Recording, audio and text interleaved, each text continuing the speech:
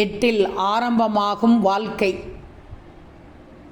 ஓர் எட்டில் வளர்க்காத பிள்ளையும், ஈரெட்டில் கற்காத கல்வியும், மூவெட்டில் முடியாத திருமணமும், நாலெட்டில் பெறாத பிள்ளையும், ஐந்தெட்டில் சேர்க்காத செல்வமும், ஆறெட்டில் தேடாத புகழும், ஏழெட்டில் கற்றாத சுற்றாத இடமும், எட்டெட்டில் கிடைக்காத ஓய்வும், ஒன்பதெட்டில் பிள்ளைகளின் கிடைக்காத பாசமும், பத்தெட்டில் உடலை விட்டு உயிர் போகாமல் இருந்தால் அர்த்தமுள்ள வாழ்க்கை இல்லை என்பதே உண்மை.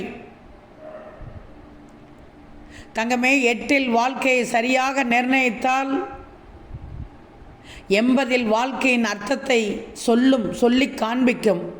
இது நிதர்சனமான உண்மை. என்ன எடுத்துட்டு வந்தோம், என்ன கொண்டு செல்ல? யாரிடத்திலும் பகை வேண்டாம், விட்டு கொடுத்து விடு. விட்டு கொடுக்கும் மனப்பான்மை இந்த சாயின் பிள்ளையிடத்தில் இருக்க வேண்டும். மன்னித்து விடு, மறந்து விடு, கஷ்ட காலத்தை மறந்து விடு, பெற்ற அனுபவத்தை புரிந்து நடந்துக்கும். உன் சாய் சொல்வது எல்லாம் புரியும் நினைக்கிறேன்.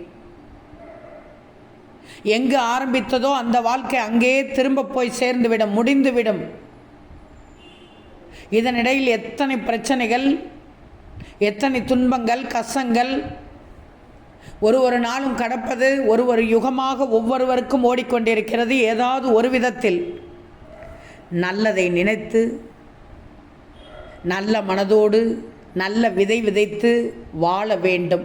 அப்பத்தான் நல்லது நடக்கும். நாம் என்ன விதை விதைக்கிறோமோ அதுதான் நம் குடும்பத்திற்கும் விதைக்கும். நம்மளுடைய பிள்ளைகளும் அந்த பாரம்பரியத்தில் வளரும். தங்கமே, அதனால் தான் என் பிள்ளை இடத்தில் எட்டில் ஆரம்பமாகும் வாழ்க்கை என்று சொன்னேன். புரிஞ்சு நடந்துக்கோ. இதன் அர்த்தத்தை புரிந்து என் பிள்ளை சாய் சொல்லும் அறிவுரைப்படி நடந்துக்கோ. ஓம் சாய்ராம்.